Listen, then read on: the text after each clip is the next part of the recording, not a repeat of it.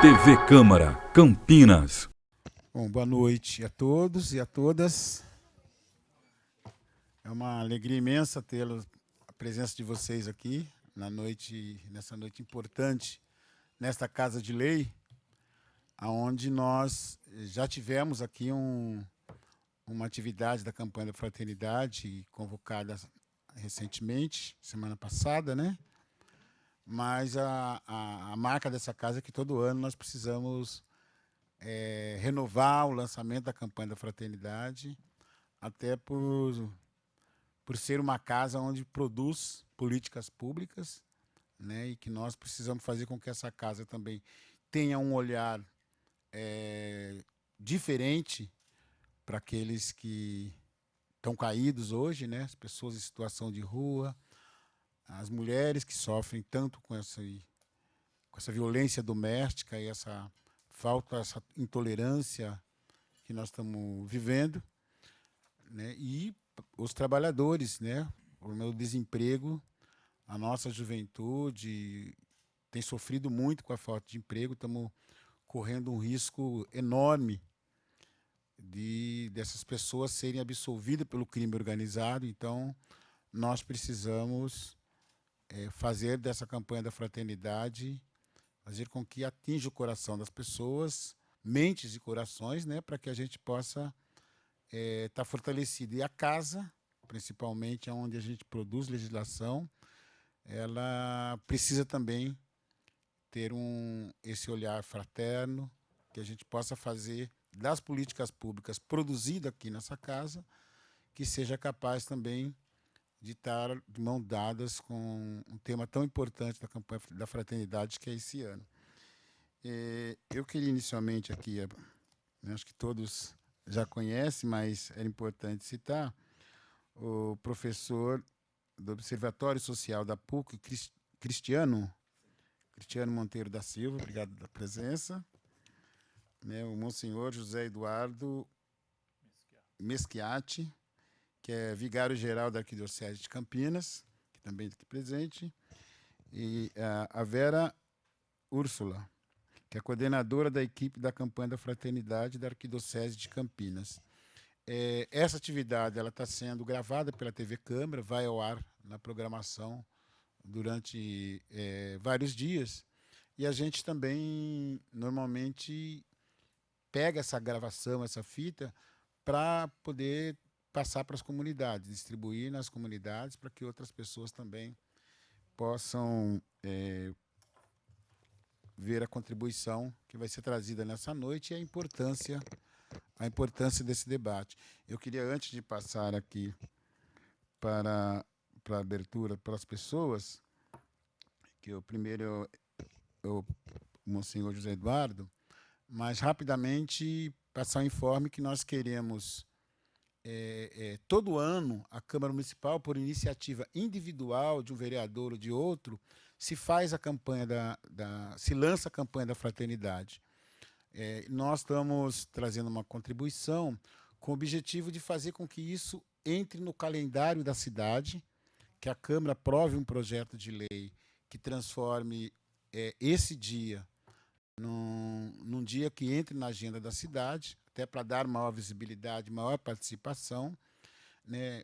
Esse tipo de lei, quando a gente apresenta um projeto de lei dessa natureza, é necessário que a gente faça uma audiência pública, né, convidando as comunidades, convidando as entidades e pessoas que possam opinar sobre a importância ou não de um projeto como esse. Então, nós devemos, né, antes de protocolar o projeto, eu vou apresentar aqui para os colegas, outros vereadores, para que a gente assine junto, mas vai ser muito importante que a gente depois possa marcar uma audiência pública. Eu vou deixar aqui depois uma cópia com vocês, porque é importante que as pessoas possam também contribuir, né? A ideia é que a gente não tenha um dia fixo, mas tenha uma semana, porque não dá para garantir que todo ano vai ser na quarta. Então, a semana de lançamento da campanha da fraternidade entrar para para o calendário do município,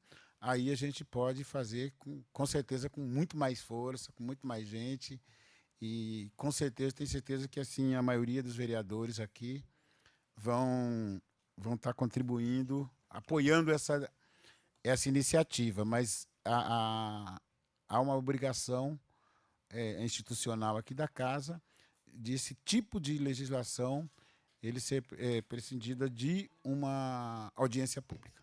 Mas depois eu vou encaminhar para as comunidades. Então, eu queria passar aqui já para o Monsenhor.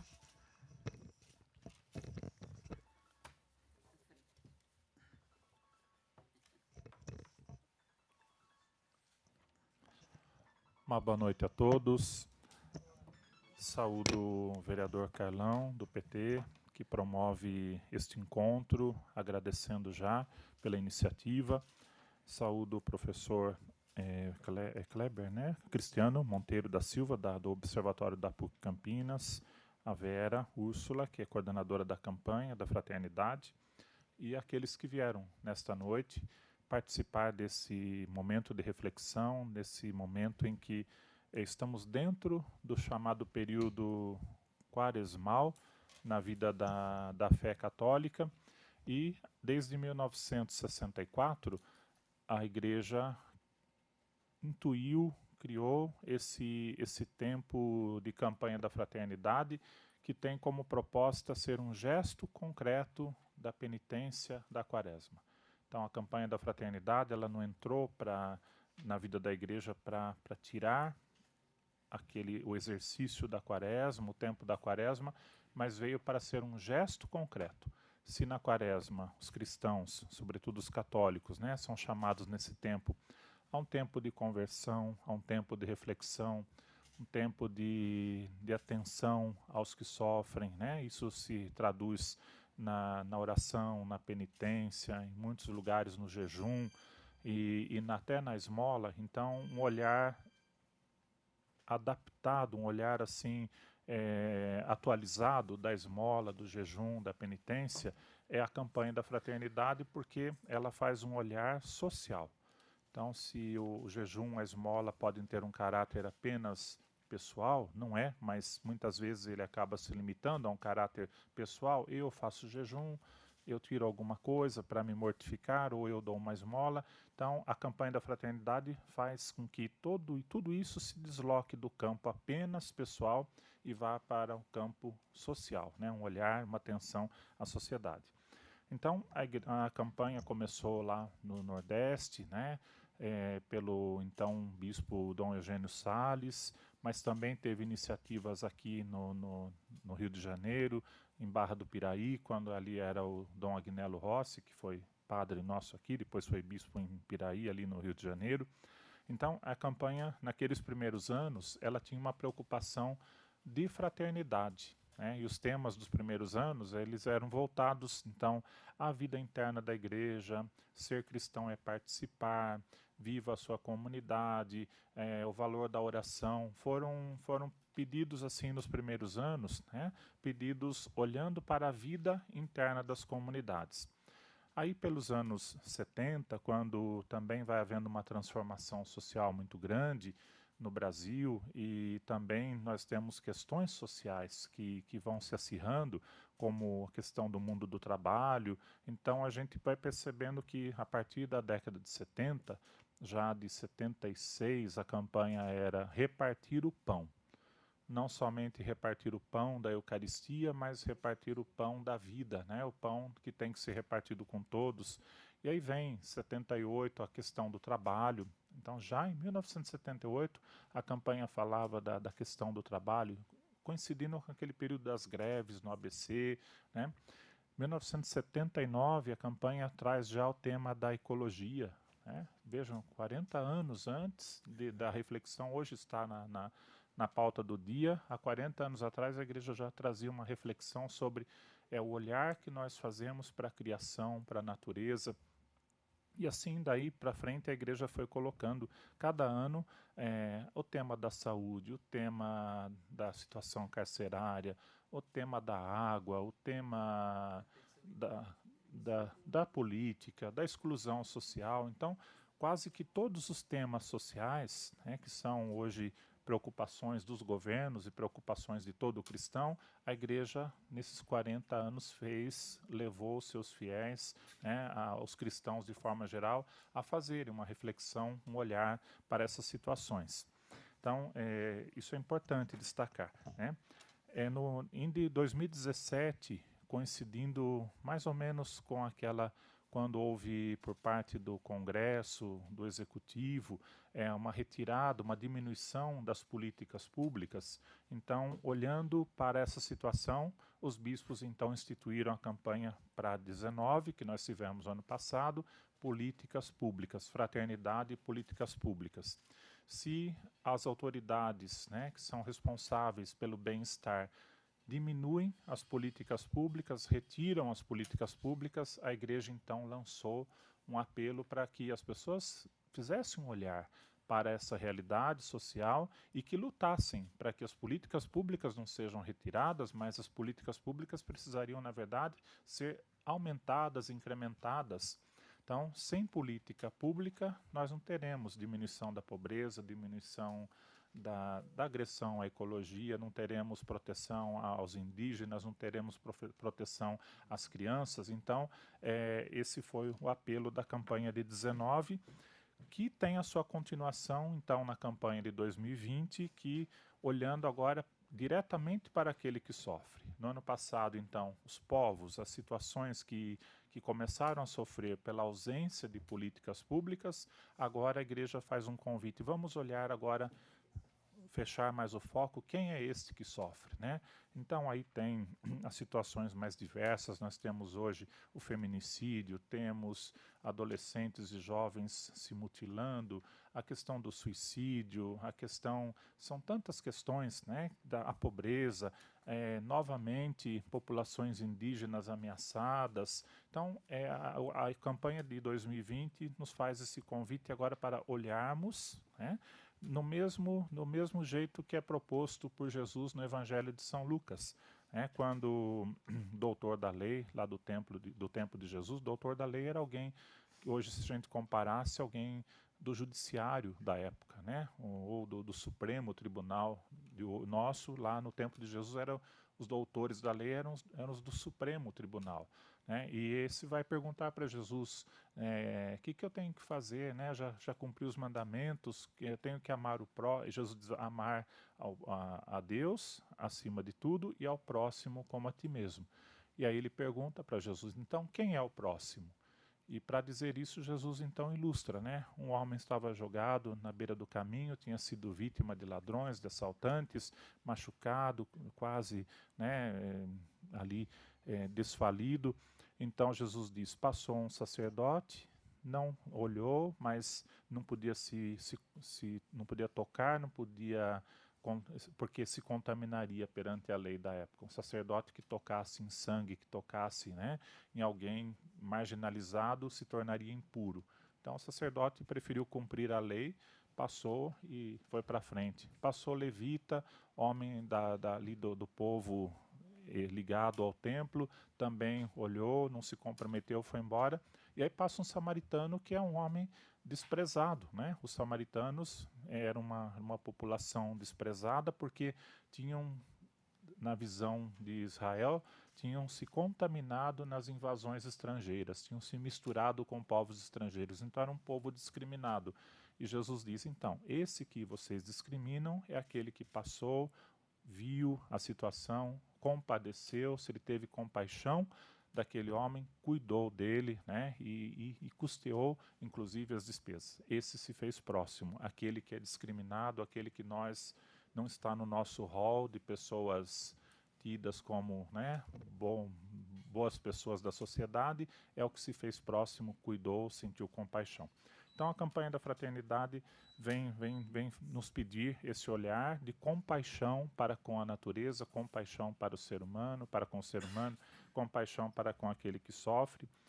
E um ponto importante, né, a campanha sempre ela faz questionamentos políticos, porque a política está ligada à vida das pessoas, né? Dizia lá o Brecht, né? É um pãozinho que a gente compra tem política, ou qualquer ação nossa tem política em tudo que nós fazemos. Então, faz parte da campanha da fraternidade fazer um olhar político, e aí nós muitas vezes criticamos as políticas públicas ou a ausência das políticas, mas a igreja ela não faz só criticar, ela faz a parte dela. Então, nesse período de quaresma, todas as comunidades católicas do Brasil inteiro vão fazer um dia de coleta, de arrecadação material. Então, aí se pede, muita gente deixa de tomar refrigerante na quaresma, outro não come chocolate, outro não faz churrasco, não come carne. Então a igreja pede que tudo isso seja oferecido. Não teria sentido a gente só não ficar sem comer e não oferecer para aquele que precisa. Então tudo isso precisa se fazer partilha.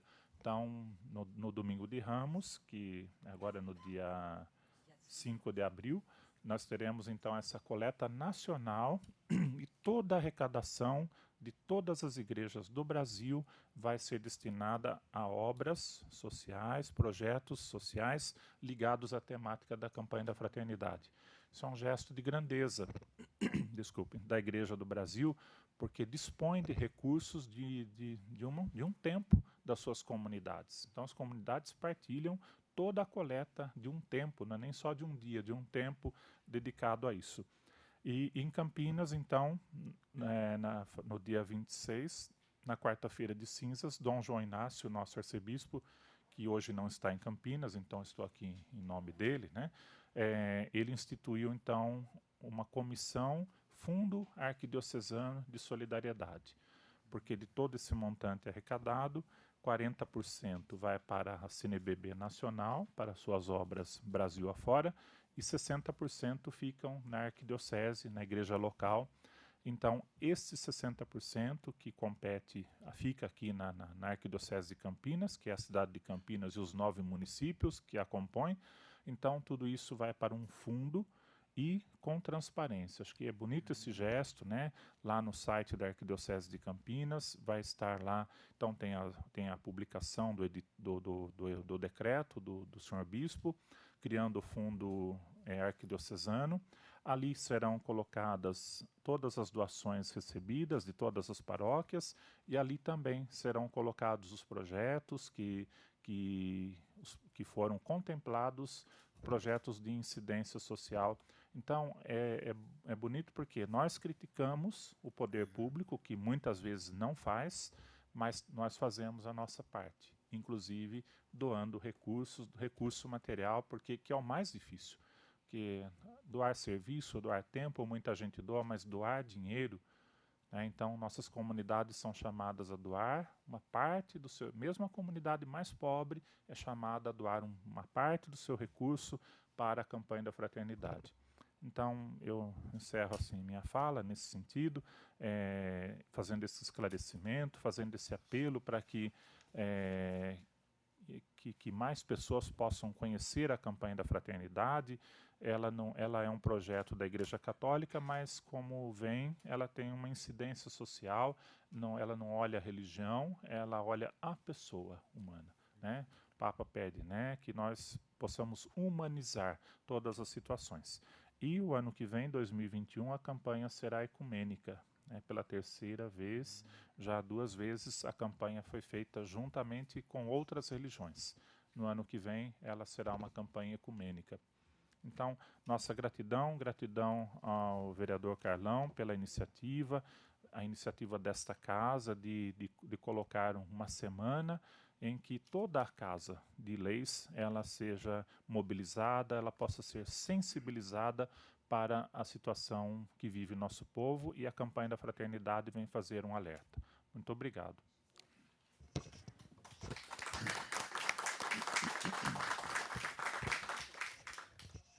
Obrigado, senhor. Acho que são informações importantes e contribuição que vai poder pautar nossa vida nesses próximos dias, né? Queria passar, então, convidar aqui o professor Cristiano, que vai fazer uma apresentação para nós. A gente vai passar aqui no telão. A gente podia, acho que, sentar ali para poder assistir. Depois a gente abre para que vocês também possam comentar, ou fazer pergunta, tirar dúvida e sugestão para essa nossa campanha. Bom, boa noite a todos. Eu vou pedir licença para poder tirar a imagem aqui e projetar os slides, tá? Com licença.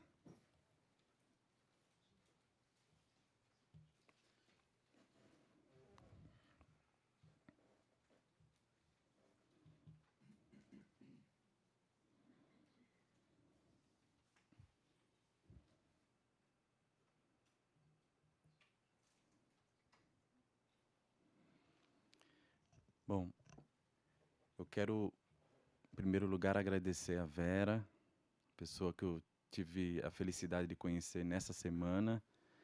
A Vera está me dando a oportunidade de participar dessa campanha, que eu entendo como uma campanha muito importante para se compreender melhor o significado da vida humana e se compreender melhor também o sentido, a atenção à vida social.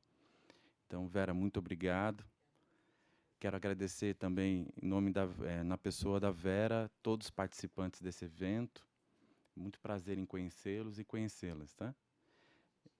Meu nome é Cristiano, eu atuo como docente da PUC Campinas e lá eu faço parte de um projeto que é conhecido como Observatório PUC Campinas, que tem vários alcances, mas a inserção principal, mais importante, é uma observação, uma leitura de como essa vida social da região metropolitana de Campinas se aplica, se desenvolve. Então, nós temos um cuidado muito especial em promover estudos sobre os aspectos do desenvolvimento social das cidades que compõem a região metropolitana de Campinas. Lá no observatório, nesses últimos 2, 3 anos, nós tivemos a condição de promover vários estudos. Eu conversei com a Vera. A minha fala está programada para algo em torno de 15 a 20 minutos. Então, eu trouxe para a nossa reflexão 2 observações, ou, em outros termos, em outras palavras, a consideração sobre 2 aspectos do desenvolvimento social da região metropolitana de Campinas, que eu julgo bastante importante e acho que esse movimento, a campanha da fraternidade, pode construir olhares sobre esses aspectos do desenvolvimento social. Um deles está relacionado à população de jovens, de 18 a 24 anos. E o segundo, mais direcionado à população idosa. Então, no primeiro momento, eu vou mostrar algumas questões relacionadas à população de jovens, na sequência, as observações sobre a população idosa, tá? Antes de chegarmos nessas 2 questões, eu trouxe um dado sobre a estrutura da população da região metropolitana de Campinas. Então, uma trajetória de 2010 a 2020, e como se observa, nós temos uma taxa de crescimento da população considerável, e no período mais recente, 2020, essa população já atinge o patamar de 3 milhões, quase 3,2 milhões de pessoas. Aqui, considerando as 20 cidades da região metropolitana de Campinas. Eu trouxe também uma demonstração dessa população a partir da faixa etária. Como meu objeto aqui, o objetivo é mostrar a população jovem, a população idosa, então eu trouxe essa consideração, esse critério. A distribuição dessa população em função da faixa etária. Nós percebemos que a população de 15 a 19 anos, ela situa-se em torno de quase 200 mil pessoas, e de 20 a 24 anos, 245. A população de 60 anos e mais, que se caracteriza como uma população idosa, nós temos uma taxa de crescimento muito significativa. Aí, no final da minha fala, eu vou dar mais detalhes sobre esse número, tá?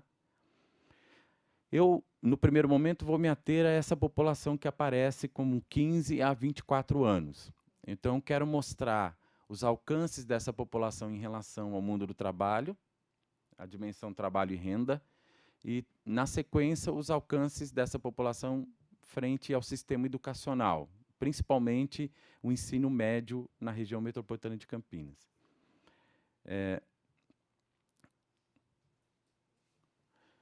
Em relação à participação dos jovens nos sistemas produtivos, aqui, recentemente, nós fizemos um estudo lá no Observatório que procurou entender como que os sistemas produtivos estão permitindo a participação dos grupos sociais, principalmente dos jovens. Então, nesse estudo, nós temos uma revisão do desenvolvimento social e econômico da região metropolitana de Campinas, em particular, a evolução, o desenvolvimento dos sistemas produtivos.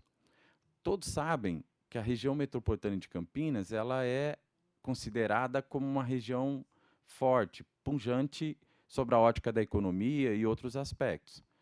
Aqui, lá no passado, décadas atrás, se tinha uma indústria muito forte. E, principalmente, uma indústria que nós, economistas, chamamos de indústria de alto valor.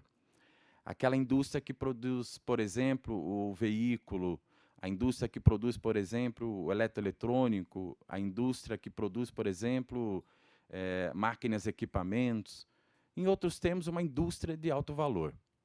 Se analisarmos o posicionamento dos grupos sociais lá na década de 70, 80, 90, essa atividade produtiva acolhia muito os jovens e também a população economicamente ativa. Havia um diferencial que essa atividade produtiva conseguia distribuir, na forma salário, um poder aquisitivo muito acima de outras atividades produtivas e um poder aquisitivo acima também de outras localidades do país, de outra região. Formava-se aqui o que nós podemos considerar como pessoas ou família com poder aquisitivo superior ou diferente de outras localidades. Era uma atividade produtiva que assegurava uma certa dinâmica econômica e uma dinâmica social.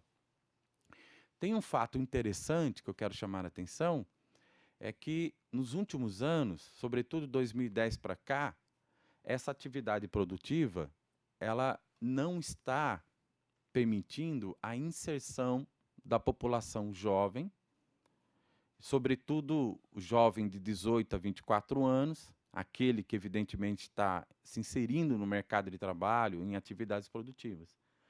Ou melhor dizendo, ela evidentemente assegura a inserção dos jovens, mas não na magnitude, na proporção que se via em outros momentos, lá no passado. Esse gráfico aqui chama atenção. Ó. O que está na cor azul é a atividade produtiva da indústria e o número de jovens empregados nesses setores produtivos. O que se observa facilmente, de 2010 para cá, um declínio desse número de empregos. Evidentemente que aqui nós temos efeitos do processo de crise econômica que se manifestou fortemente a partir de 2008, mas eu vou mostrar outros dados, nós vamos perceber tem elementos estruturais, elementos muito particulares da região metropolitana de Campinas. Então, a primeira observação que nós podemos levantar, o jovem que está planejando a sua vida profissional, que está buscando a sua inserção social e, dentro disso, a sua dimensão econômica financeira, está se deparando com dificuldades para alcançar aquela atividade produtiva de maior valor, que assegure melhores condições de trabalho, formalidade, poder aquisitivo. Esse é um fato que nós observamos dentro do observatório. Associado a isso, tem um outro dado que também chama atenção.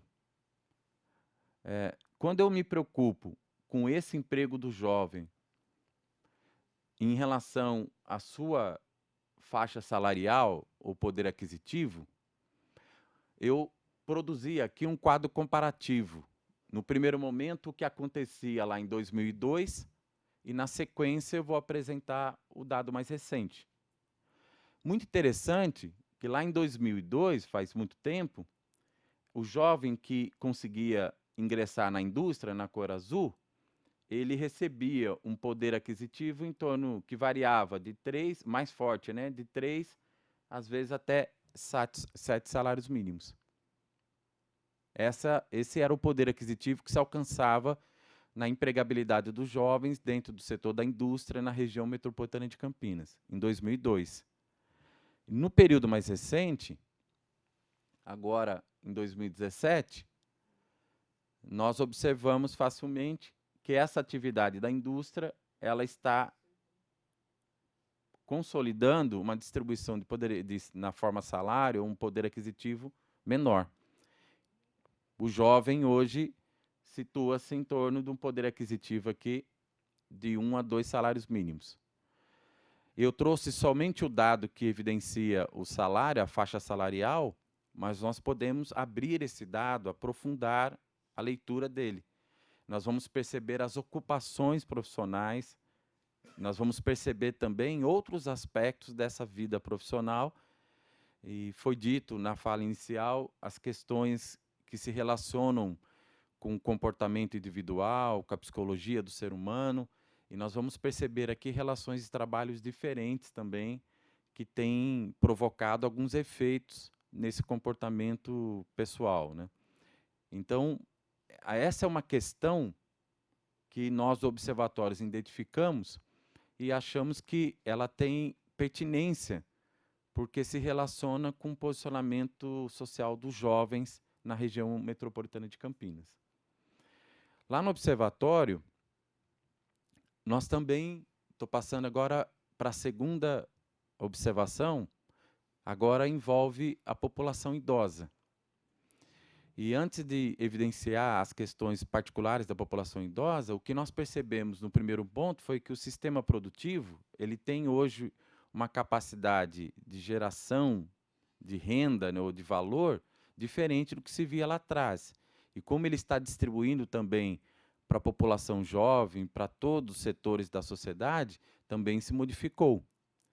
Então, agora nós vamos ver a população idosa.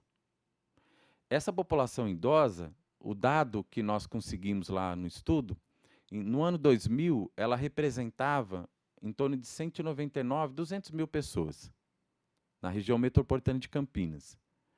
Um dado muito interessante, agora em 2017, mais recente, né? Ela chegou a quase 420 mil pessoas.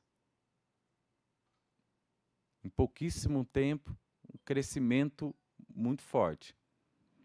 Existe um estudo do SEAD. O SEAD, uma instituição de pesquisa, avalia toda a condição do Estado de São Paulo, e eles conseguem fazer a projeção de crescimento de grupos sociais. Eles analisam também a situação da projeção de crescimento da população idosa. O SEAD publicou recentemente o dado que mostra que, em 2030, essa população idosa, considerando 60 anos e mais, ela vai alcançar a condição... Fique à vontade. Obrigado, viu? Muito obrigado. Ela vai alcançar o número, a estimativa de 680 mil pessoas. No dado de 2017, ela representa algo em torno de 17%. 2030, tão logo, está estimada em torno de 23% da população da região metropolitana de Campinas. Então, isso nos chama bastante atenção, porque, evidentemente, nós temos que compreender esse fenômeno sobre vários aspectos. A população idosa vai ter que se relacionar com sistemas de serviços públicos, né? A saúde e outras dimensões dos serviços públicos. Essa população idosa, de algum modo, vai se relacionar também com as instituições de proteção social, promoção de lazer, cultura e outras dimensões. Então, a nossa observação lá, a partir desse estudo, é que há um desafio no entendimento dessa questão social e na formulação de políticas públicas que possam enxergar essa questão social de outra forma. Nós produzimos no observatório um indicador que é considerado como razão de dependência dos idosos. Esse termo, dependência, eu tive a felicidade de fazer palestras em vários comitês municipais de idosos, conheci muitas instituições da região metropolitana de Campinas que acompanham essa questão social. E eu aprendi bastante. O termo dependência é utilizado nessas questões técnicas, né, metodológicas e técnicas. Então, não foi uma formulação do Cristiano, do Observatório, é assim que se apresenta nas instituições de pesquisa. Ele consiste na explicação de como a população idosa se relaciona com aquela população que está em atividade produtiva. Então, se eu considero uma população de 18 a 59 anos, que está trabalhando, gerando, produzindo riqueza, se apropriando de rendimento, de valor, esse indicador mostra como que essa população idosa de 60 anos e mais se relaciona com essa população que está em atividade produtiva. É mais ou menos isso. É interessante notar, eu tenho um quadro comparativo aqui de 2000 a 2017, né? 2 pontos aqui, 2000 e 2017. E aqui os vários municípios da região metropolitana de Campinas.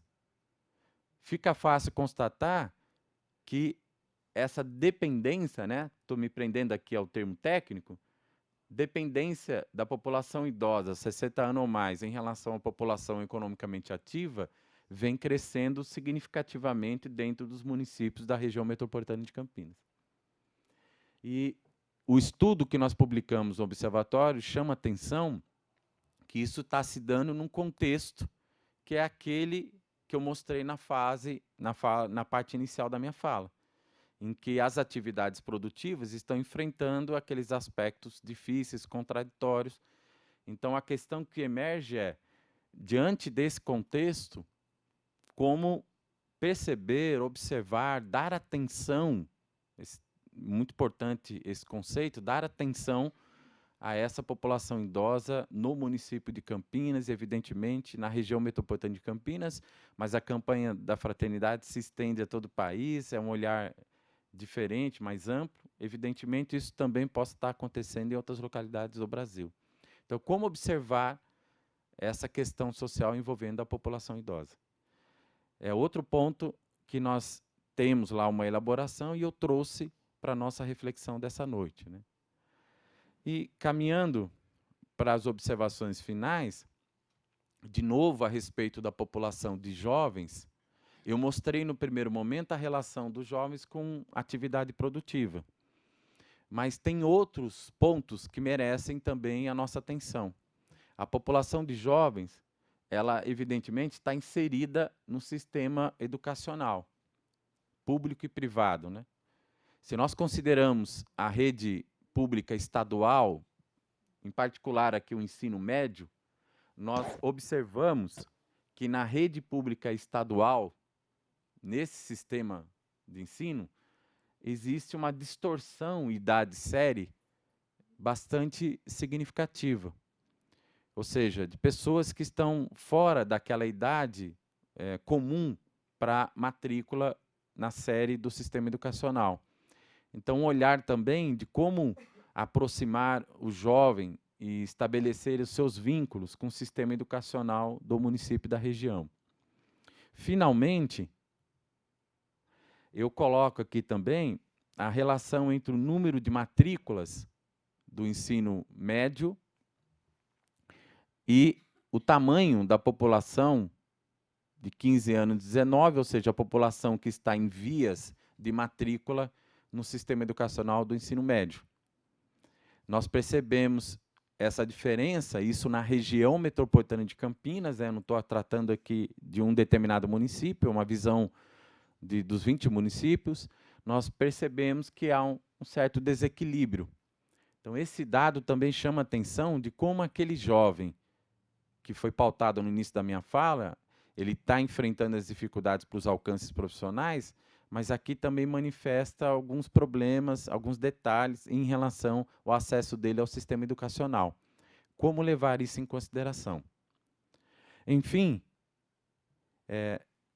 meu compromisso com uma fala breve, objetiva, em torno de 20 minutos, eu trouxe essas duas observações para tentar contribuir com a reflexão da campanha da fraternidade, com o evento dessa noite, e eu me coloco à disposição para mais indagações, para uma conversa a respeito desse ponto e de outros pontos que talvez eu possa opinar. Então, muito obrigado pela atenção de vocês e fico à disposição, tá?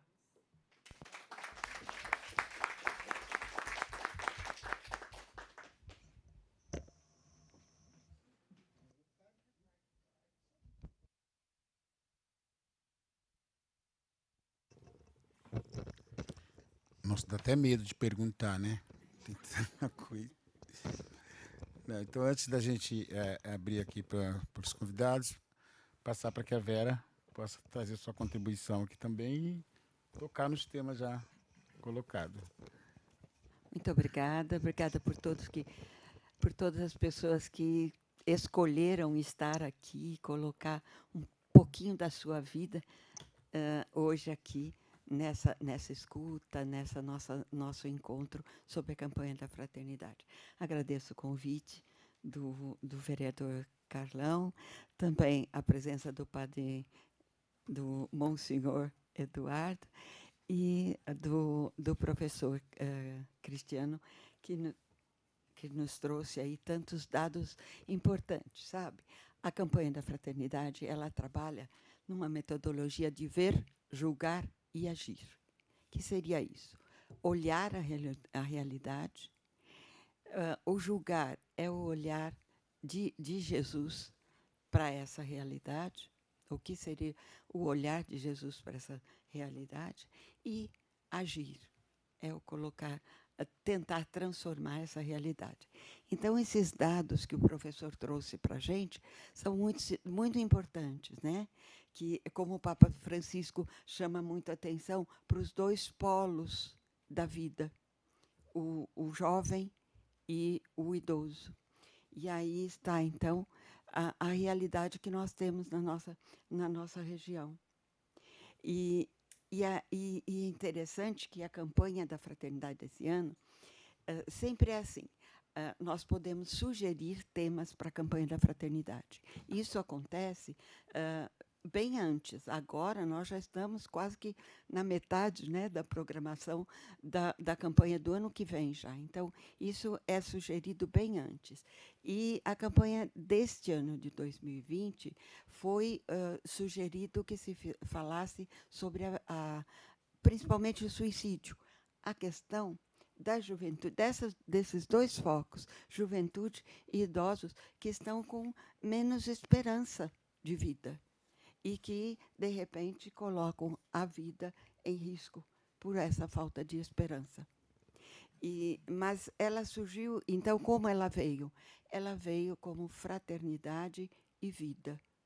A vida como dom, né, que é o dom que nós recebemos gratuitamente de Deus, e o compromisso que nós temos com ela.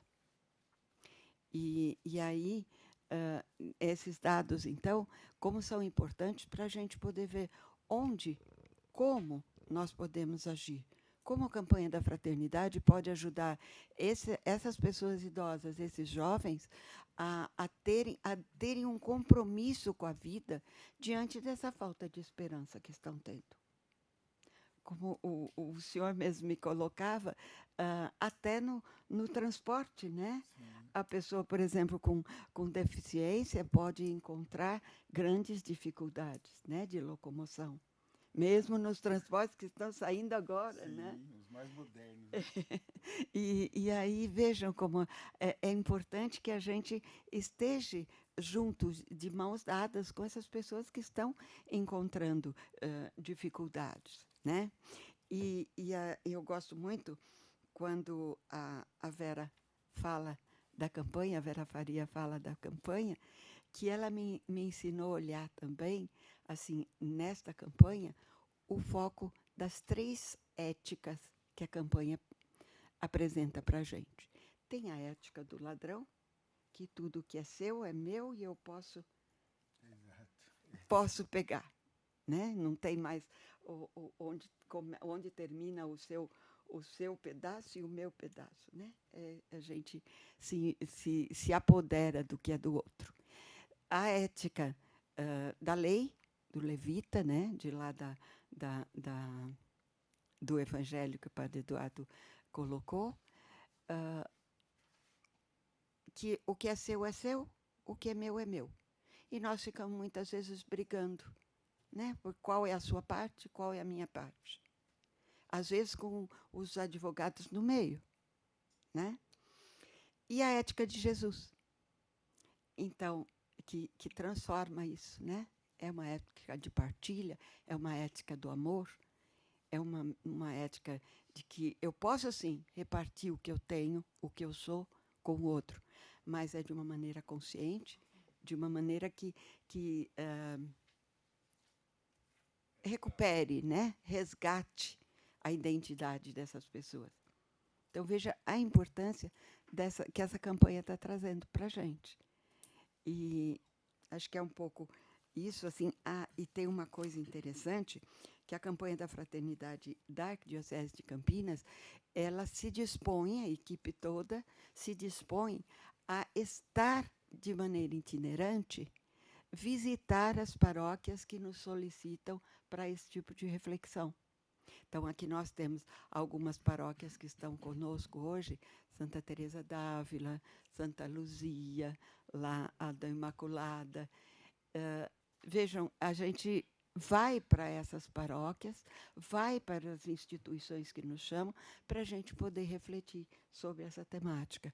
Então, quem quiser ainda nos chamar nesse período aí da campanha da fraternidade, nós estamos disponíveis para irmos até as comunidades para essa reflexão. Uma outra coisa importante assim da campanha é que ela não é apenas interna da Igreja. A Igreja do Brasil lança um desafio para a sociedade. E as pessoas que, independente de confessionário, independente de religião, elas podem estar, então, respondendo a esse apelo da Igreja com atitudes humanas e que nos fazem mais santos.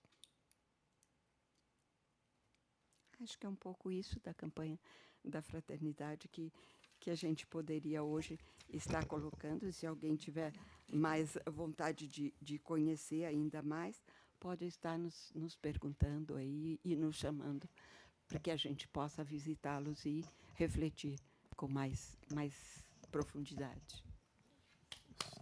Obrigada. Obrigado, Vera. Nós vamos então. A título de provocação também, ou de uma colocação, eu acho que precisaríamos, movidos pela proposta da campanha da fraternidade, eu gostaria de fazer um olhar para a população carcerária. Se nós visitamos aqui as casas de reeducação, aqui em Hortolândia, na nossa região, chama a atenção o número de jovens. Se alguém já teve a oportunidade de visitar, é gritante o número de jovens que compõem essa população carcerária.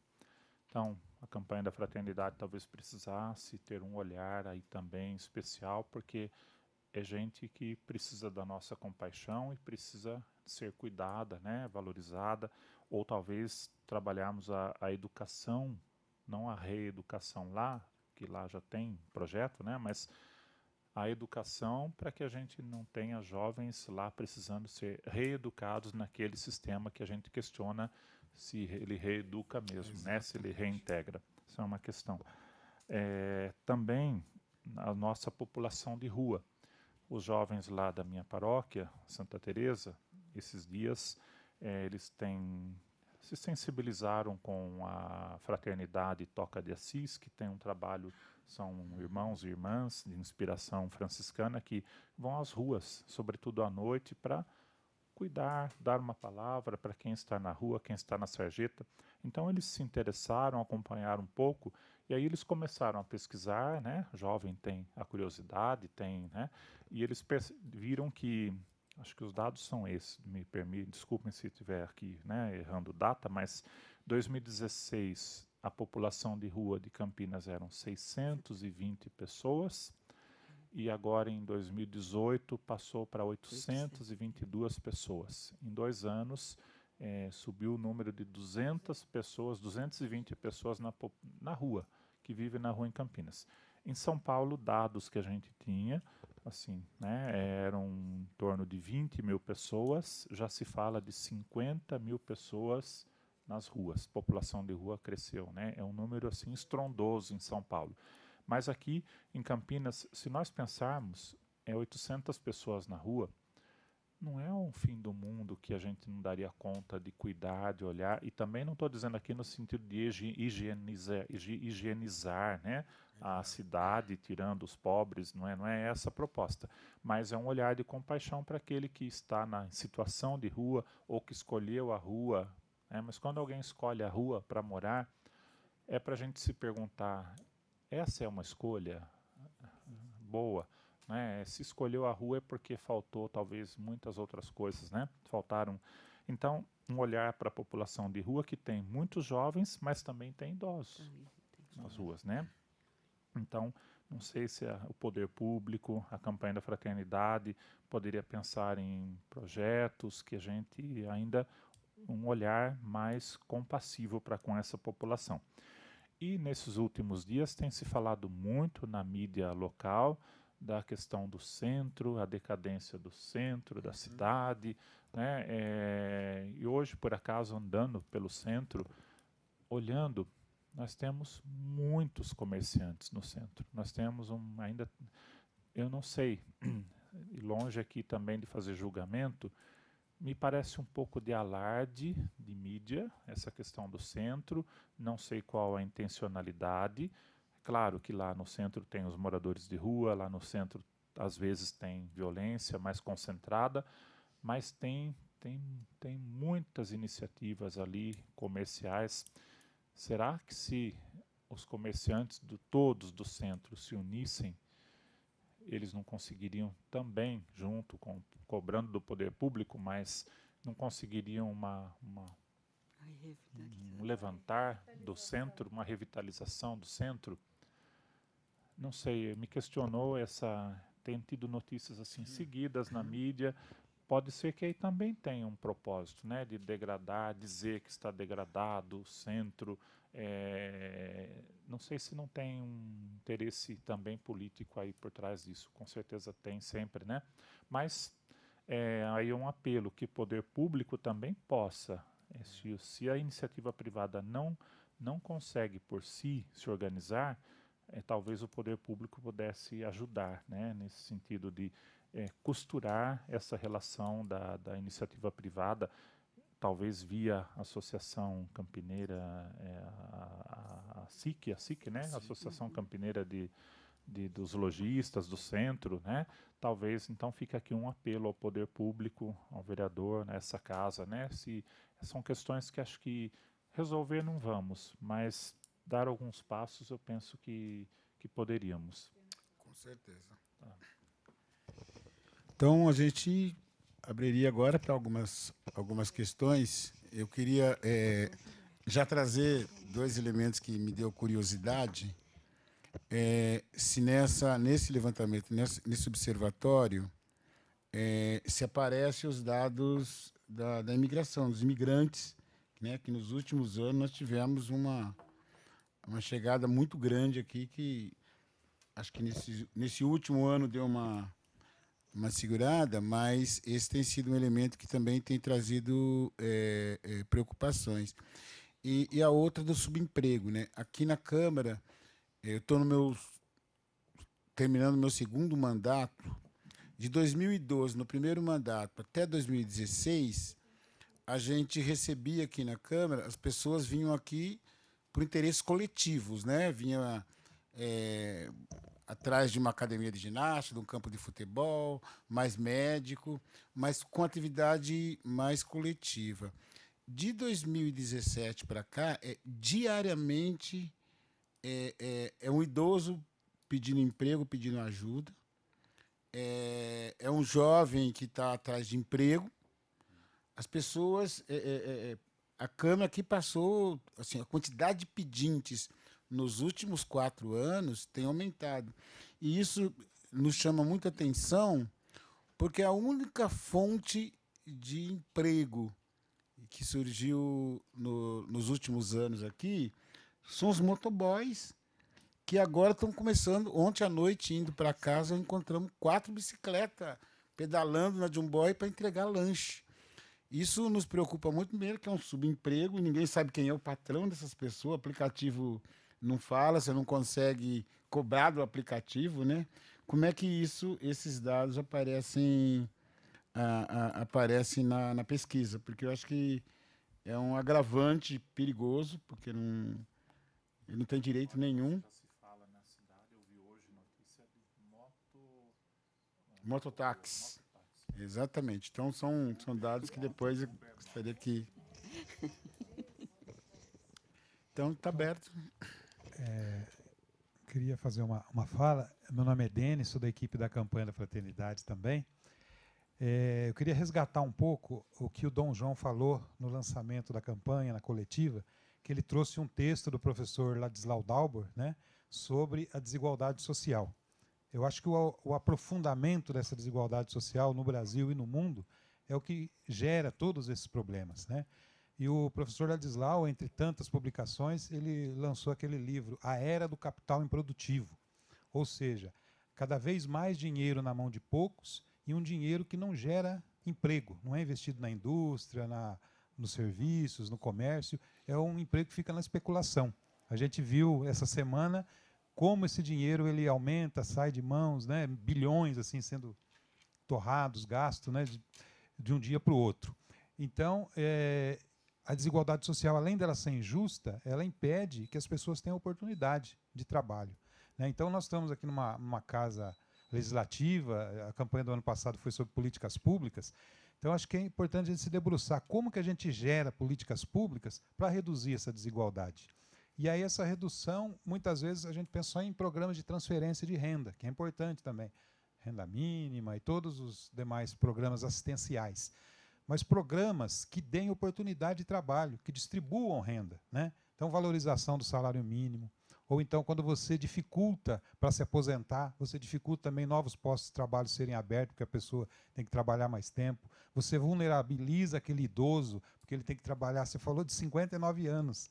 Hoje, a população economicamente ativa vai ter que ir até os 65, porque não se aposenta mais. Quando você fragiliza a legislação trabalhista e coloca as pessoas nessa situação de trabalhar, a uberização, que se diz, né, trabalhar sem proteção social e trabalhista nenhuma. Então, tudo isso vai incrementando essa desigualdade social, vai aprofundando, né? Então, é um problema que a gente tem que se debruçar sobre ele, como reduzir essa desigualdade. O professor e o Dom João colocaram alguns números, mas só para as 250 famílias do Brasil mais ricas, nesses últimos 4 anos que aconteceu toda essa problemática, elas se enriqueceram brutalmente, né? Elas cresceram a sua riqueza exponencialmente. Então, essa crise ela não é para todos, ela é para a maioria da população, mas alguns estão ganhando muito nesse período e estão se beneficiando. E aí, Deni, nessa direção, Papa Francisco convocou a gente, né, nós, e principalmente os jovens, para que eles criassem uma nova economia, uma economia que fosse a contramão, né, desse sistema. E isso está acontecendo. Agora foi transferido para novembro, o encontro do Papa com os jovens, e aqui em Campinas existe um núcleo, inclusive ligado à campanha, tem membro da campanha da Fraternidade nele, que estão tentando criar essa nova economia, a economia de Francisco, aqui na nossa região. Meu nome é Vera Faria, eu sou da equipe da campanha, tenho andado aí com a equipe, fazendo esse trabalho de divulgação da campanha. Eu quero agradecer ao professor Cristiano e dizer que esses 2 grupos que você estudou e trouxe, a gente precisa pensar políticas públicas, porque são dos 2 grupos que o texto aponta um aumento de suicídio, tanto para a juventude quanto para os idosos. E tem a ver com aquilo que o Deni falou, né? Pensar a política pública do primeiro emprego para a juventude. A gente precisa retomar essa questão do primeiro emprego e fortalecer essa luta dessa política pública. Uma campanha a ver com a outra, né? A campanha da política pública dentro da campanha do cuidado.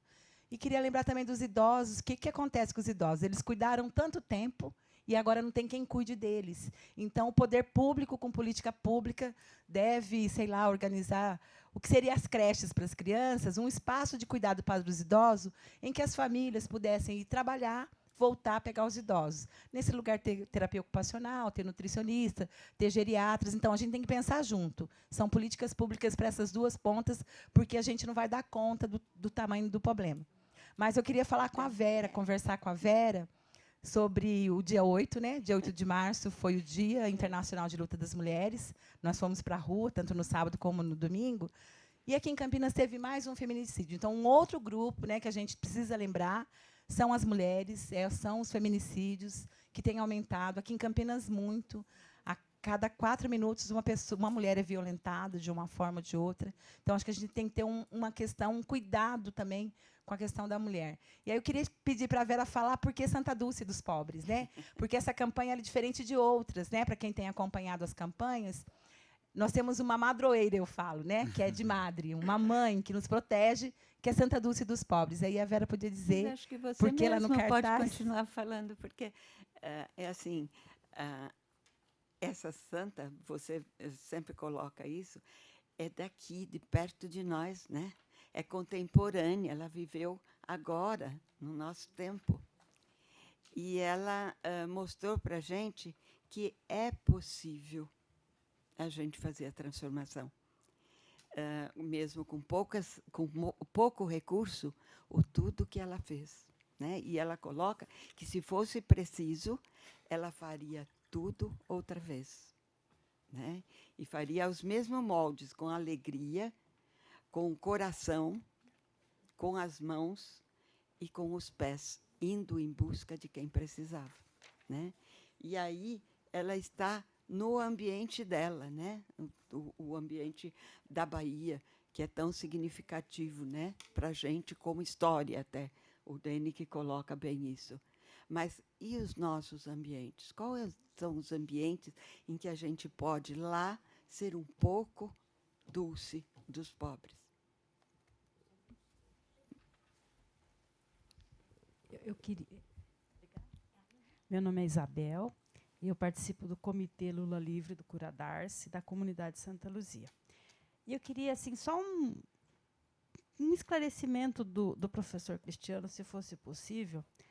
Aquela questão da dependência, eu vi que Campinas tinha a maior taxa de dependência. Então, e assim, quais são os fatores que é acaso que fez Campinas ser a maior e Arthur Nogueira, ou uma delas ali menor, é cidade grande? Quais fatores influenciaram? Porque se foi acaso, foi acaso. Mas se tamanho de cidade influencia, poder aquisitivo necessário para uma cidade influencia. Então, se o professor pudesse só explicar um pouquinho isso, tá bom? Só queria chamar a atenção, todo mundo que for falar, quem não ficar de pé não vai aparecer na televisão. Vai aparecer de costa.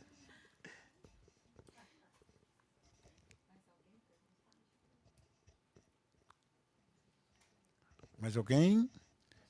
A gente devolve aqui para a mesa daqui a pouco. Tem que ficar em pé? Aí você vai aparecer. Agora sim. Não, então, cada campanha se renova na esperança, né, na expectativa. E dessa vez, acho que uma novidade que tem sido para mim, que tenho ouvido falar, é do Fundo de Fraternidade, de Solidariedade. Né? Então, acho que é uma questão nova na campanha, para a campanha de Campinas. E também gostaria de saber, com relação aos projetos, que o senhor disse que esse fundo vai estar ligado a projetos que, se já existem os projetos, eles serão apresentados. Então, e como vai funcionar? Mas também uma coisa, assim, eu tomo como referência a parte da igreja da qual eu participo, da paróquia onde eu participo. Né? Que a gente vê assim, que cada ano a gente não consegue desenvolver a campanha da fraternidade dentro da igreja. A gente consegue fazer muito mais trabalho fora, com os movimentos sociais, com outros grupos fora da igreja, mas dentro da igreja, pelo menos estou tomando como referência a minha paróquia, a gente não consegue levar a coisa adiante. No ano passado, por exemplo, nós tivemos a campanha Políticas Públicas.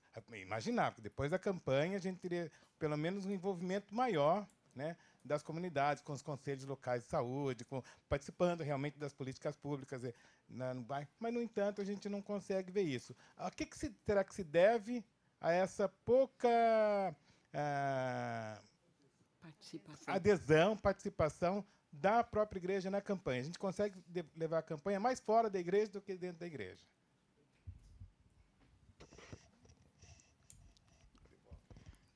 Acho que eu não vi ninguém sinalizar.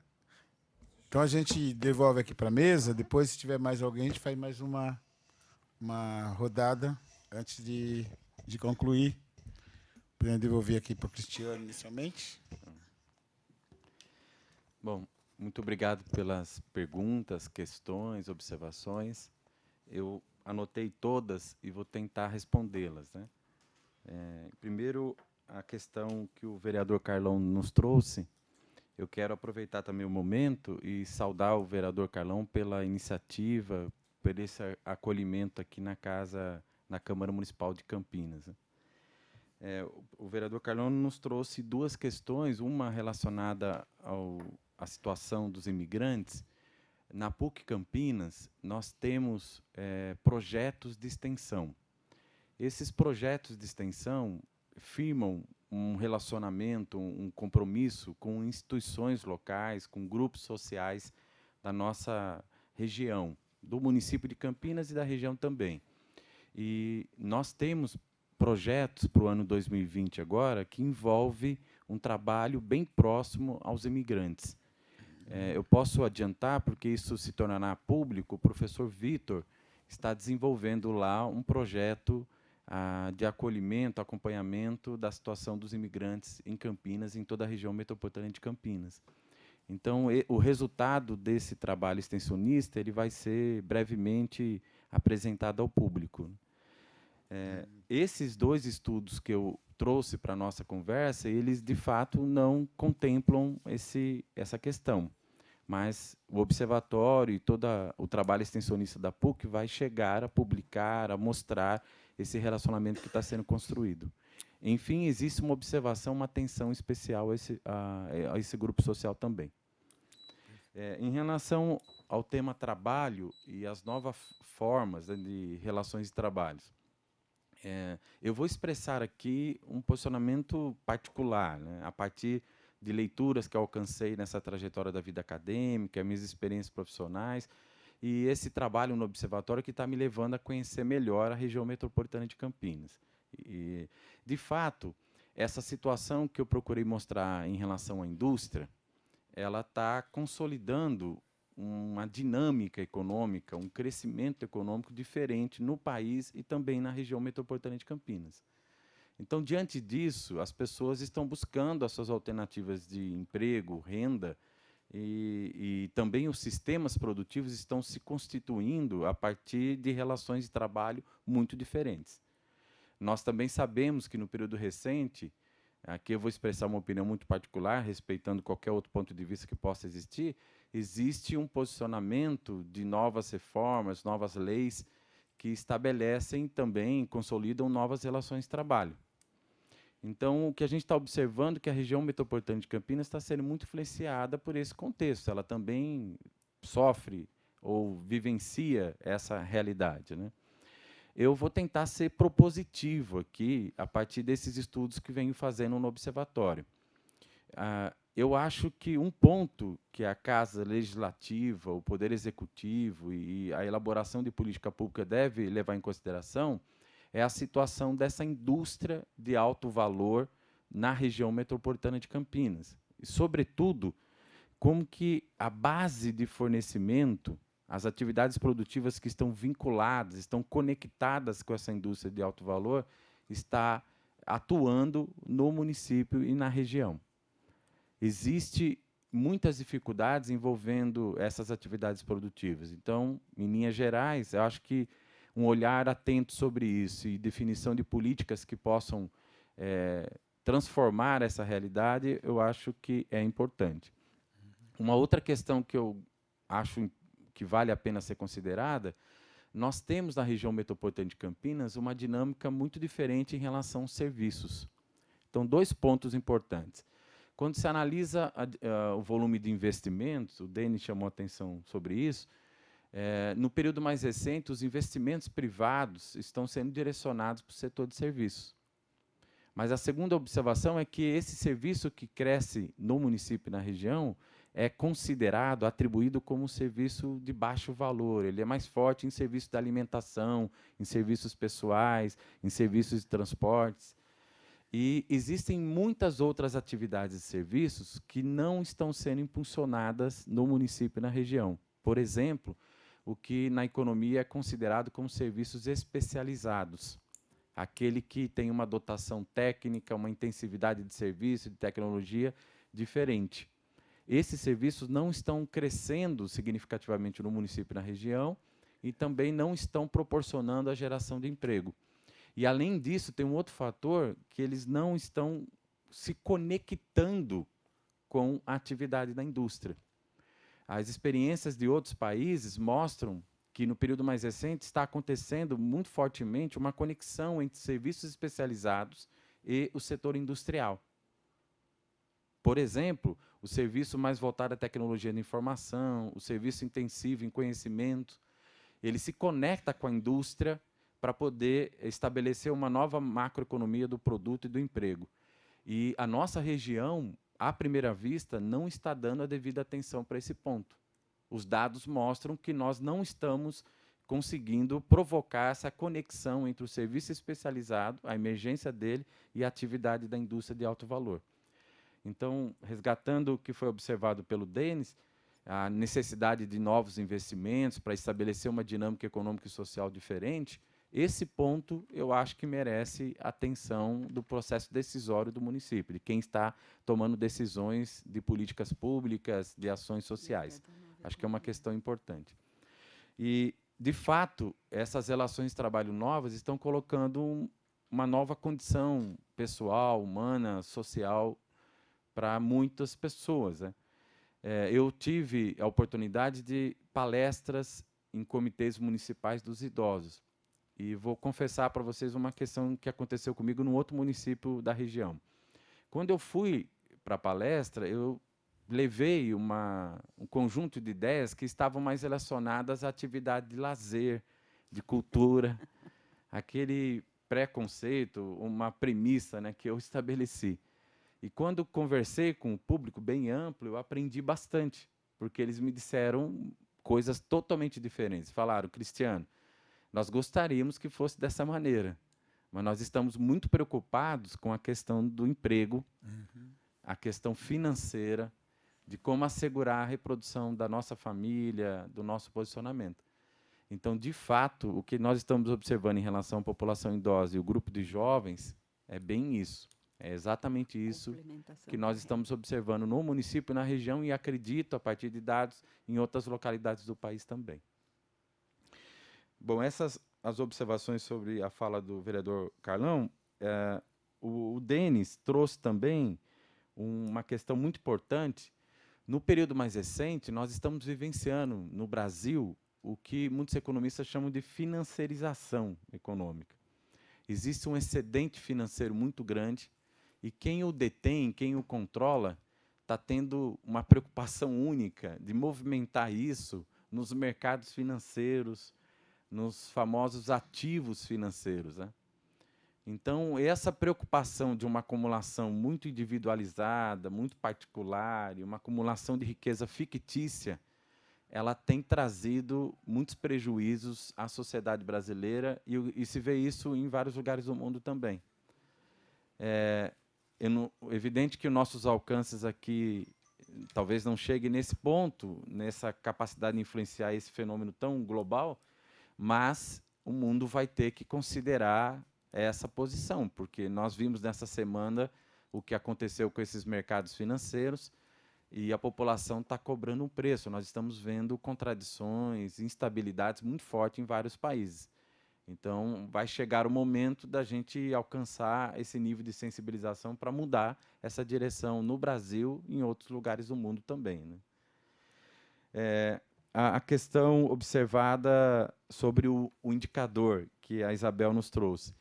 Esse indicador ele tem um procedimento estatístico, ele considera a população de idosos, então o número de idosos no município, e provoca uma divisão simples com a população que está entre 15 e 59 anos. Existe um conceito que estabelece o idoso como 60 e mais. O Denis nos chamou a atenção que a situação brasileira hoje vai obrigar a um posicionamento de trabalho produtivo até mesmo para os idosos, mas você pega essa população de 60 anos e mais e relaciona com o número da população de 15 a 59 anos. Aí nos dá uma proporção. Se é maior no município de Campinas, significa que a população idosa no município cresceu bastante, é grande, comparando a outros municípios da região. Enfim, a observação que a Vera nos trouxe sobre política pública. Existe a preocupação do observatório. O observatório foi concebido para desenvolver um mapa de riscos de vulnerabilidade social na região metropolitana de Campinas e tentar colocar isso, publicar isso, promover esse conhecimento extensionista para que os poderes estabelecidos tomem as decisões, estabeleçam políticas públicas para tentar inferir sobre essa realidade que nós estamos considerando e demonstrando. Então, o observatório é mais uma instituição um instrumento que apareceu para poder fortalecer esse posicionamento, né? Enfim, acho que eu levei em consideração todas as questões. Mais uma vez, muito obrigado pela atenção. Fico à disposição, viu? Obrigado, Cristiano. Vimos, senhor. Bem, a questão do fundo, né, arquidiocesano de solidariedade, ele sempre existiu, mas então, esse ano o bispo pediu que ele tivesse uma visibilidade. Então, essa coleta sempre teve essa destinação, desde o começo da campanha da fraternidade. As igrejas locais sempre aplicaram, né, nos campos necessários, mas faltava uma institucionalização e hoje com a mídia, então há necessidade dessa transparência. Então esse ano a novidade aqui na nossa arquidiocese é essa. Então o fundo que sempre existiu, que sempre teve os recursos destinados, esse recurso agora ele está explícito lá ele é publicado, né? Então isso é um dado novo, é um novo impulso à campanha aqui na nossa cidade, na nossa arquidiocese.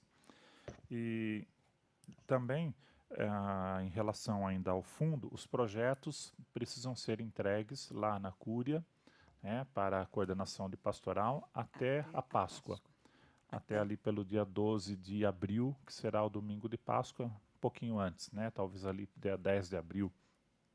Projetos. Os projetos serão avaliados no dia 31 de maio, que é Pentecostes, então é o prazo que nós teremos 50 dias, né, da Páscoa até Pentecostes, nesses 50 dias avaliar quais são os projetos, a viabilidade, né, e aí então sai a aprovação ou não.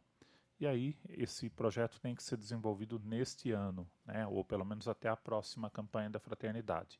Então é recurso desta campanha para projetos relacionados a esta campanha, tá? Isso depois, mais informações a gente pode oferecer lá na Cúria. E também o senhor falava dessa constatação de que muitas vezes a campanha da fraternidade ela tem mais interesse fora do que dentro da igreja. Talvez pelo fato de, ao longo desses 40 anos, ela sofreu um desgaste, talvez, né? A campanha da fraternidade sofreu um desgaste da sua imagem, um desgaste natural do tempo, não é um desgaste não é nenhuma desmoralização, mas é talvez aquilo que vai se repetindo, muitas vezes vai perdendo a intensidade da novidade. Por outro lado, também nós temos percebido, né, nesses últimos anos, um fechamento de algumas comunidades em relação à temática da campanha da fraternidade, porque ela tem um tom, eu não diria agressivo, mas ela tem uma incidência social e política. Não tem como nós falarmos, né, de compaixão com o outro, aquele que está caído, a água que não temos, o encarcerado. Não tem como nós falarmos disso sem falar de política, né, entrar na questão política. E tem setores da própria igreja que não admitem que em nenhum momento se fale de política. Então, é uma realidade, né, de como um grupo humano tem essa característica.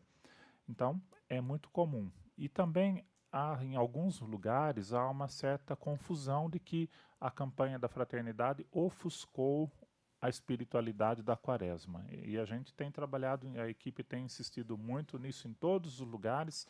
Não vem para ofuscar a espiritualidade quaresmal, não vem para tirar o lugar, mas é gesto concreto de quem faz reflexão, de quem intensifica a oração, de quem intensifica o propósito para com o próximo, né? É gesto concreto do cristão a campanha da fraternidade. Então, isso precisa ser esclarecido, né? Mas há muita confusão, né, entre comunidades, entre o nosso povo mesmo, e aí uma inércia. Então, eu disse outro dia lá na Cúria, com essa oficialização do fundo, com essa visibilidade do fundo, talvez seja um reacendimento da campanha na nossa arquidiocese, porque vai levar quem tem interesse em trabalhar com projetos sociais, né, vai levar a refletir.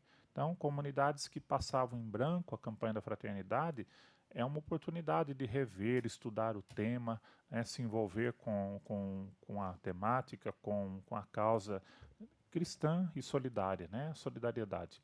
Então, mas o senhor coloca, é um dado real, né, há um enfraquecimento sim, mas nós temos aqui uma equipe que é batalhadora. Quantos lugares vocês visitaram? Quantas comunidades vocês estiveram? Já 30, Escolas, mais de 30. Mais de 30, entre comunidades, escolas, paróquias, comunidades. Essa equipe esteve de 26 de fevereiro para cá. 30 em um mês, nem um mês, é muita coisa. É um trabalho muito grande de conscientização, de dedicação, de doação. Então, eu penso que ela vai continuar, vai crescer, depende de nós, depende do esclarecimento, depende dos cristãos. Tá bom? Eu queria dar um testemunho.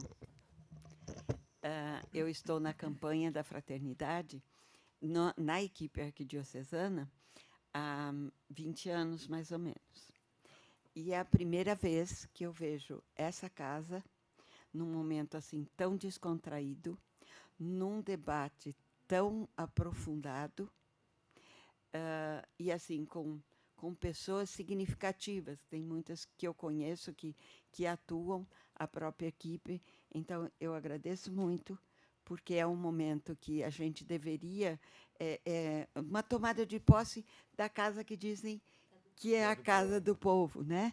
Então, eu me sinto assim muito beneficiada, muito agradecida por esse momento, porque eu acho que a gente deveria, inclusive, propiciar mais esse tipo de coisa, que vocês possam nos chamar mesmo para esses debates, porque a campanha está focando muitos temas muito fortes, e todos eles a sociedade está pedindo socorro, né? É a questão do feminicídio, é a questão do suicídio, é a questão da juventude. Então, esses debates têm que ser feitos. Como povo, se nós não fizermos, cada vez mais nós vamos... a consequência vai ser muito maior. E na mesma linha, né, agradecendo sempre ao professor, ao Cristiano, à Vera, ao vereador, nós temos vereadores que se dizem católicos, nós temos vereadores que se dizem evangélicos. Acho que não tem nenhum vereador quase que se diz eu sou ateu, mas também se existe o ateu, mas acho que aí fica um pedido também. O senhor teve a iniciativa de chamar essa noite, essa reflexão. Agora, chamar esses nossos irmãos, os outros irmãos vereadores, né? Então, os católicos, os evangélicos, os que não têm fé, porque a causa não é religiosa, é uma causa social, é uma causa da vida. Então, mas gratidão ao senhor pela iniciativa, pela oportunidade desta noite.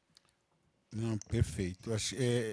É importante que a gente, toda atividade que nós fazemos aqui da Comissão de Direitos Humanos, os 32 vereadores e a vereadora são convidados, todos foram convidados oficialmente.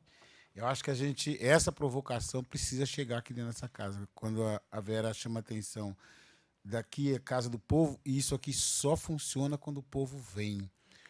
A semana passada encheu de mães aqui em função da paralisação da creche. Em 12 horas a secretária resolveu o problema, né?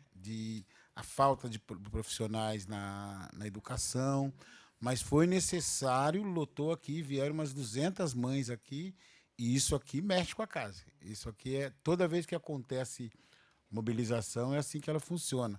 Da mesma forma, a gente tem conversado, acho que o senhor tocou num assunto, um dos mais importantes, quando a gente fala no centro da cidade, quando os grandes shoppings chegarem em Campinas, as grandes lojas, os grandes restaurantes foram para o shopping center. Hoje nós temos no centro de Campinas mais estacionamento do que carro. Os estacionamentos tomaram conta da cidade e nós não temos mais população morando na cidade. E nós temos aproximadamente, só aqui no centro, 10 hotéis abandonados há quase 20 anos, que nós precisamos inverter, fazer com que tenha um grande projeto de habitação, que as pessoas mais humildes possam vir morar no centro.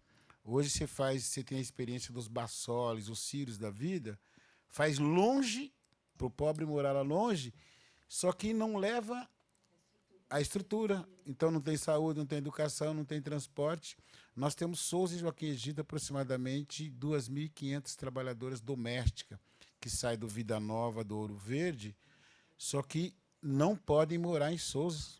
Eles não permitem fazer empreendimento de interesse social em Souza, mas aprovam lá empreendimento que está lá abandonado, com muro de 3 metros, que prejudica a fauna, a flora. Então, nós temos uma inversão de prioridade na questão da terra em Campinas, que é muito sério, que nós precisamos lutar.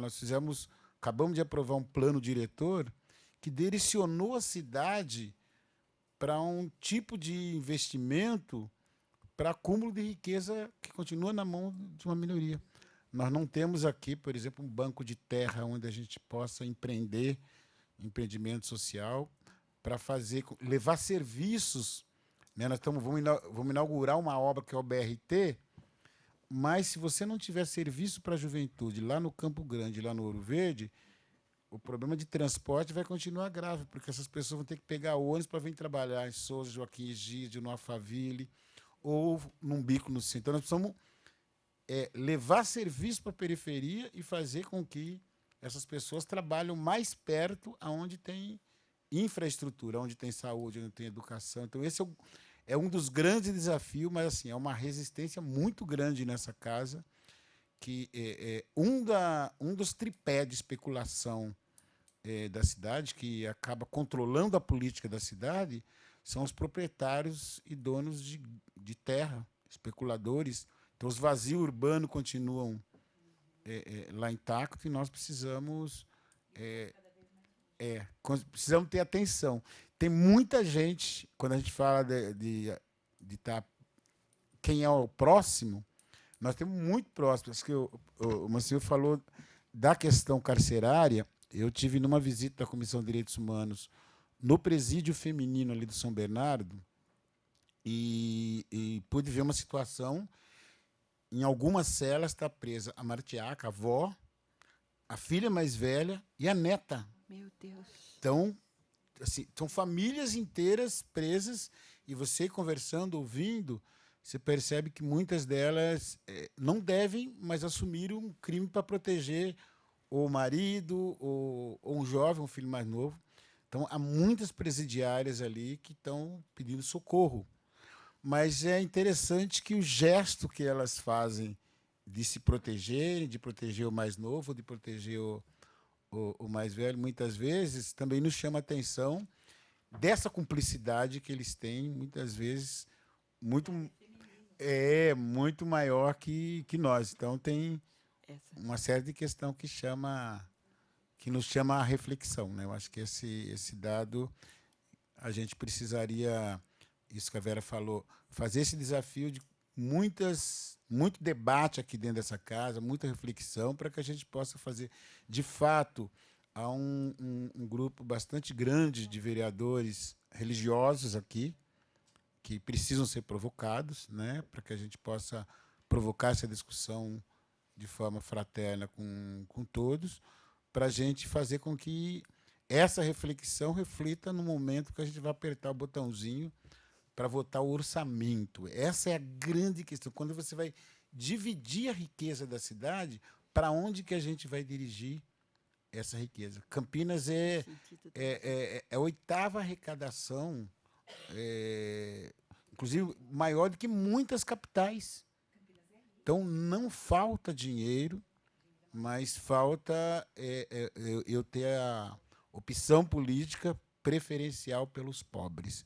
Se a gente não conseguir fazer essa mudança, nós vamos continuar vendo o Campo Belo, Itaguaçu, a região do Campo Grande, do Ouro Verde, a periferia se deteriorando cada vez e, infelizmente, o avanço do crime organizado, das milícias, que antes a gente enxergava isso só no Rio de Janeiro, agora está batendo nas nossas portas. Então, é um desafio enorme que a gente vai ter pela frente. Então, eu queria agradecer aqui a oportunidade de poder ter recebido vocês aqui, da contribuição trazida, e espero que a gente consiga mais vezes trazer essa discussão aqui para dentro e também fazer o mais importante, que essa casa também vá até o povo, que eu acho que é esse, para eles conhecerem um pouquinho a realidade, o cheiro da população. Muitos conhecem, mas faz uma opção. Eu queria, senhor, passar para vocês a proposta da legislação que a gente vai apresentar. Ela está assinada por mim, mas ela vai ser assinada, com certeza, pela maioria dos vereadores. E a gente deixa aberta aí a contribuição para que a gente possa aperfeiçoar a legislação. E nós vamos fazer uma audiência pública para outras contribuições, que aqui a gente propôs a criação da semana, né, da campanha da fraternidade, que inicialmente tem algumas cidades que propôs a primeira quarta-feira, depois da quarta-feira de cinza. Mas se não der para fazer na quarta-feira, a gente tem a possibilidade de fazer na terça, na quinta. Né? E até deixar até em aberto na semana, mas também aqui a lei até deixa na semana ou no momento oportuno, para não amarrar muito, né? Também deixar aberto que não prolongue isso ad eterno, né? Perfeito. Mas na semana ou uma data próxima oportuna, né? Acho que, mas perfeito. Eu acho que louvável, é uma contribuição que a gente estuda e vê como é que a gente faz essa adequação aí. Então, eu queria agradecer aí a presença do professor. Professor, com certeza nós vamos... Eu queria depois buscar mais essas informações desse observatório, que serve como base para que a gente possa orientar um pouco aqui a nossa atuação, né, a nossa luta aqui dentro dessa casa. E, meu senhor, eu agradeço muito mesmo a presença e gostaria muito da gente poder estreitar essa relação com essa casa. Essa casa agradece a oportunidade desse debate aqui e, com certeza, vamos fazendo o ano que vem ampliar mais ainda, que seja uma agenda da casa, da cidade, que a gente possa fortalecer essa luta. Muito obrigada. Tá joia, Vera? Obrigado. Eu agradeço muito e também vou lá cutucar minha comunidade para que a gente... Com certeza. Vocês possam ir lá também fazer essa discussão. A gente fica à disposição. Tá joia? E agradeço a presença de todos e de todas, né? E espero que na próxima oportunidade a gente possa chamá-los novamente para que a gente... Com certeza, a audiência pública vai ser fundamental. Então, declaramos encerrado a nossa discussão. Boa noite a todos e todas.